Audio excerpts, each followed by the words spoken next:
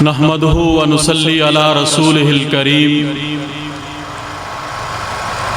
انداز بیاں گرچہ بہت شوق نہیں، شاید کہ اتر جائے آپ کے دل میں میری بات، یا وسعت افلاک میں تکبیر مسلسل، یا خاک کی آغوش میں تسبیح و مناجات۔ کی محمد سے وفا تو نے تو ہم تیرے ہیں،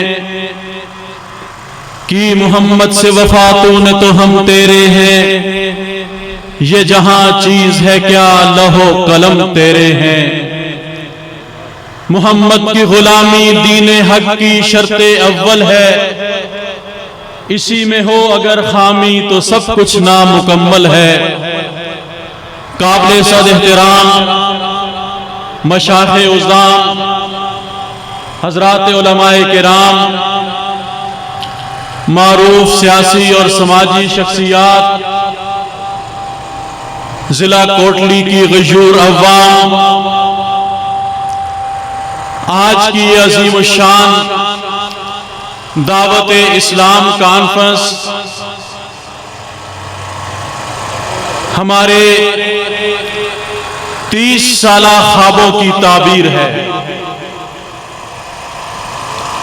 مجھے وہ وقت یاد ہے جب 1993 میں یہاں پہلی دفعہ حاضری ہوئی تھی، تو کوئی شخص ختم نبوت کے عنوان پر بات کرنا تو کیا، بات سننے کے لیے بھی تیار نہیں تھا۔ اس زمانے کے ہمارے بہت سارے دوست آج یہاں پہ موجود ہیں،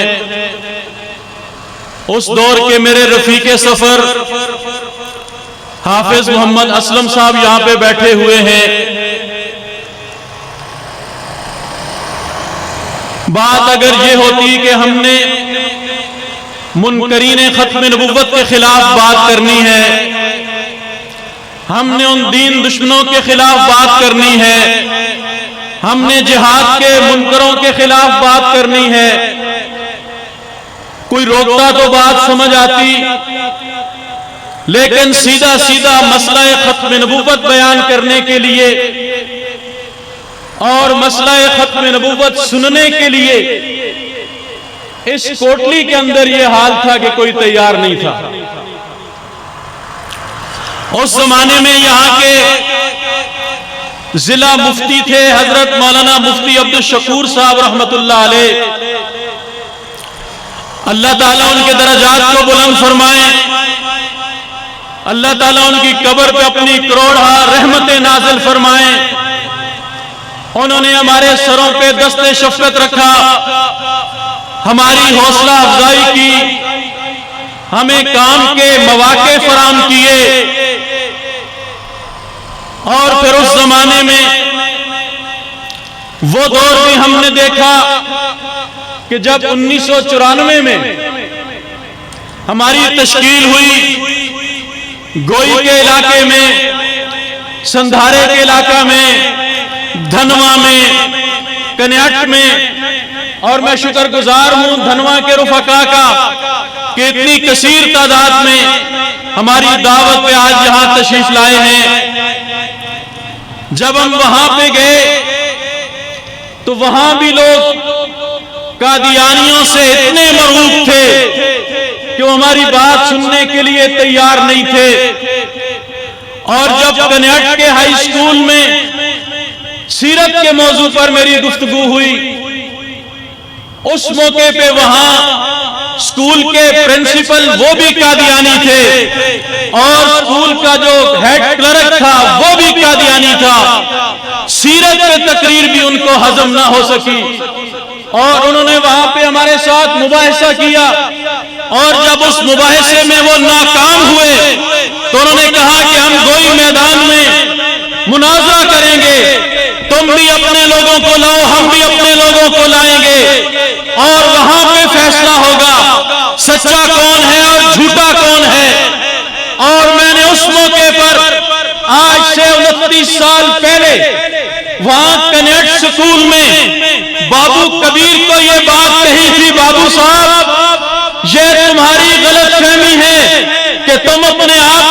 سچا ثابت کر لو گے تم بھی جھوٹے ہو، اور تم جس کو پیغمبر مانتے ہو وہ بھی جھوٹا ہے۔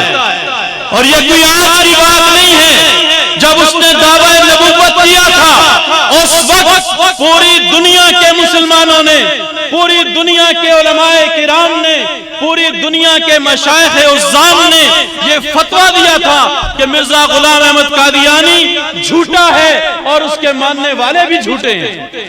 تم کس غلط فہمی کا شکار ہو؟ پھر وہ وقت آیا کہ نومبر 1994 میں گوئی میدان میں عظیم الشان ختم نبوت کانفرنس ہوئی۔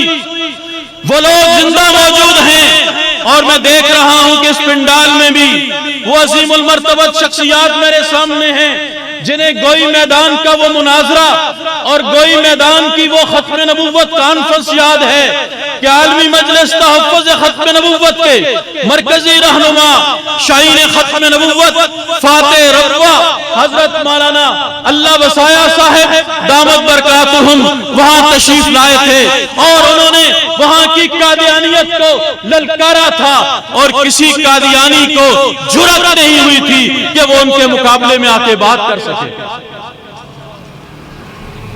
ایک وہ دور تھا اور ایک آج الحمدللہ یہ حال ہے کہ اس کوٹلی شہر کے اندر یہ عظیم الشان ختم نبوت کانفرنس انعقاد پذیر ہے، جس میں میرپور سے لے کے پلندری تک کے احباب شریک ہیں۔ میں اس کانفرنس کے انعقاد پر تحریک تحفظ ختم نبوت آزاد کشمیر کے تمام قائدین کو اور تمام کارکنوں کو دل کی گہرائیوں سے مبارکباد پیش کرتا ہوں کہ آپ کی یہ کانفرنس ہمارے خوابوں کی تعبیر ہے۔ ایک وہ وقت تھا کہ یہاں کوٹلی شہر کی کسی مسجد میں ہمیں ختم نبوت پہ بات کرنے کی اجازت نہیں تھی، اور آج الحمدللہ یہ حال ہے کہ کوٹلی شہر کے اس مرکز میں، کوٹلی شہر کے وسط میں، کوٹلی شہر کے اس سینے پہ کھڑے ہو کر ہم ختم نبوت کی بات کر رہے ہیں اور قادیانیت کو للکار رہے ہیں کہ قادیانیوں اب بھی وقت ہے، تم جھوٹے مدعی نبوت مرزا غلام احمد قادیانی کو چھوڑ کر دامن اسلام میں آ جاؤ۔ حضور علیہ السلام کی غلامی کا توق اپنے گلے میں ڈال لو، تمہاری دنیا بھی کامیاب ہو جائے گی اور تمہاری آخرت بھی کامیاب ہو جائے گی۔ آج اللہ رب العزت نے ہمیں یہ منظر بھی دکھایا ہے، وہ گوئی جو قادیانیت کا مرکز تھا، اس کے قریب کے سارے علاقے قادیانیت کے گڑھ تھے، اور وہاں پہ قادیانیوں کے مراکز موجود تھے، ان کی عبادت گاہیں موجود تھیں۔ آج اس گوئی کے اندر 80 خاندان قادیانیوں کے مسلمان ہو چکے ہیں۔ الحمدللہ الحمدللہ اونچا کہیں، اس پہ اللہ کا شکر ادا کریں۔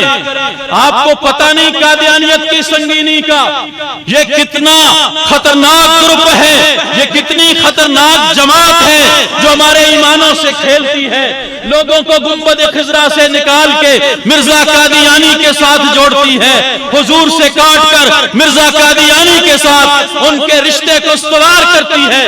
اتنی خطرناک جماعت پہ ہمارے اکابر کی محنت ہوئی، ہمارے بزرگوں کی محنتیں رنگ لائیں۔ اللہ رب العزت نے فضل فرمایا کہ وہاں پہ لوگ، چند لوگ نہیں، خاندانوں کے خاندان اسلام قبول کر رہے ہیں، اور صرف ایک شخص کی محنت پر آج کی یہ رپورٹ ہے کہ 107 افراد نے اسلام قبول کیا ہے۔ اب بھی الحمدللہ اس طرح اصل میں المیہ یہ ہے، بڑی معذرت کے ساتھ عرض کر کے اپنی بات ختم کرتا ہوں۔ اکابر علماء کرام یہاں پہ تشریف فرما ہیں اور علماء کرام بھی تشریف لا رہے ہیں، اپنی بات کو مختصر کرتا ہوں۔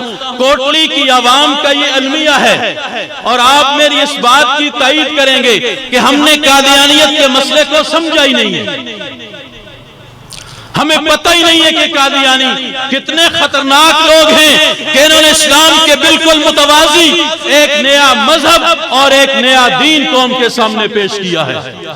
قادیانی جماعت کے لٹریچر میں یہ بات موجود ہے کہ محمد پھر اتر آئے ہیں ہم میں، اور آگے سے بڑھ کر ہیں اپنی شان میں، محمد جس نے دیکھنے ہو اکمل، غلام احمد کو دیکھے قادیان میں۔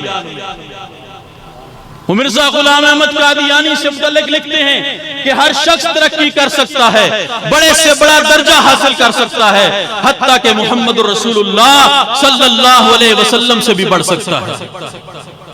جس جماعت کا یہ عقیدہ اور نظریہ ہو، جو اپنے مرزا غلام قادیانی کو اپنا امام بھی مانے، مجدد بھی مانے، مہدی بھی مانے، مسیح بھی مانے اور محمد رسول اللہ بھی مانے، یہ کتنے خطرناک لوگ ہیں۔ جو مرزا قادیانی کو ماننے والوں کو صحابہ کرام کے نام سے تعبیر کریں، جو مرزا قادیانی کی بیویوں کو امہات المومنین کہیں، جو مرزا قادیانی کی بیٹی کو سیدۃ النساء کہیں، جو مرزا قادیانی کے گھر والوں کو اہل بیت کہیں، یہ کتنے خطرناک لوگ ہیں۔ اور آج ہمیں اس کفر کا، اس کی سنگینی کا احساس نہیں ہے۔ یہاں کے لوگوں کے قادیانیوں کے ساتھ مراسم ہیں، ان کے ساتھ رشتہ داریاں ہیں، ان کی دعوتوں میں آنا جانا ہے، ان کی خوشی غمی میں شریک ہونا ہے، اور یہ کتنی بڑی خطرے کی بات ہے، یہ کتنی بڑی نقصان کی بات ہے۔ وہ لوگ جو اللہ کے گستاخ، جو نبی کے گستاخ، جو صحابہ کے گستاخ، جو علماء کے گستاخ، ہمارے ان کے ساتھ یارانے ہیں، ہماری ان کے ساتھ دوستیاں ہیں۔ اس لیے ہمیں چاہیے ہم خواب غفلت سے جاگیں۔ خواب غفلت سے جاگنا چاہیے کہ نہیں؟ ایسے تو نہیں جاگیں گے۔ ہمیں خواب غفلت سے جاگنا چاہیے کہ نہیں؟ دونوں ہاتھ فضا میں لہرا کے اللہ کو گواہ بنا کے یہ عہد کریں کہ ماضی میں جو ہوا سو ہوا، اب آئندہ ایسے نہیں ہوگا۔ ہم خواب غفلت سے جاگیں گے اور ہم دنیا کفر کو یہ بتلائیں گے ہمارے کو برداشت کر سکتے ہیں، حضور کے کسی گستاخ کو کبھی بھی برداشت نہیں کر سکتے۔ کریں گے کہ نہیں؟ لوگوں میں یہ شعور پیدا کریں گے کہ نہیں؟ عقیدہ ختم نبوت کا پرچار کریں گے کہ نہیں؟ عقیدہ ختم نبوت کا دفاع کریں گے کہ نہیں؟ آپ کی جب تک انشاءاللہ نہیں ہوگی صحیح میں بات ختم نہیں کروں گا، سیدھی سی بات۔